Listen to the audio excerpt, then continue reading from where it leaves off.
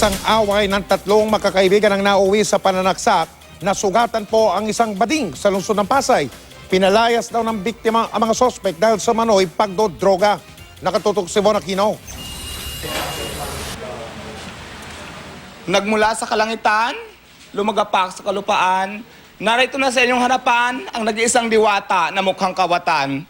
Sa kabila ng mga tinamong sugat sa mukha at kamay dahil sa pananaksak ng kanyang kaibigan, nakuha pang rumampa ng biktimang si Deo Balbuena alias Diwata sa tanggapan ng Pasay City Police Station kagabi. Kwento ng biktima, pinapaalis daw niya ang dalawang kaibigang sina Eduardo Montel at Danilo Lucas na nakikituloy sa kanya matapos daw niyang mabuking ang mga ito na gumagamit umano ng illegal na droga. Kasi minsan nahuli ko silang pafadstation doon sa ilalim ng tulay, kung saan ako nakatira. Sinabihan ko sila, maghiwalay muna tayo kasi madamay pa ako, sabi ko. So ayaw nilang umalis.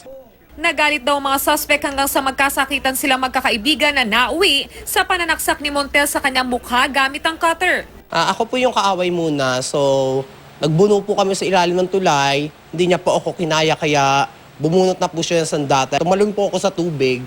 Arestado mga suspect na itinanggi ang paggamit umano nila ng illegal na droga. Nasa mukha ko niyan, tingnan yung mukha. Wala sa mukha ko yun, sir. Sa mukha niya, tingnan niyo po. Oh. Magpapadsisyon daw kayo doon? Hindi po totoo yan, sir. Pero aminado silang galit sila sa biktima dahil sa pagpapaalis nito sa kanila. Papalisin niya kami doon sa ilalim ng tulay. Wala nagmamay-ari ng tulay. Salamat pa nga siya, yan lang nangyari sa kanya. Siguro na babagay kayo sa kulungan kasi mga kriminal kayo, yon. Tingnan mo ginawa mo sa akin. Ang ganda-ganda na mukha ko, sinira mo.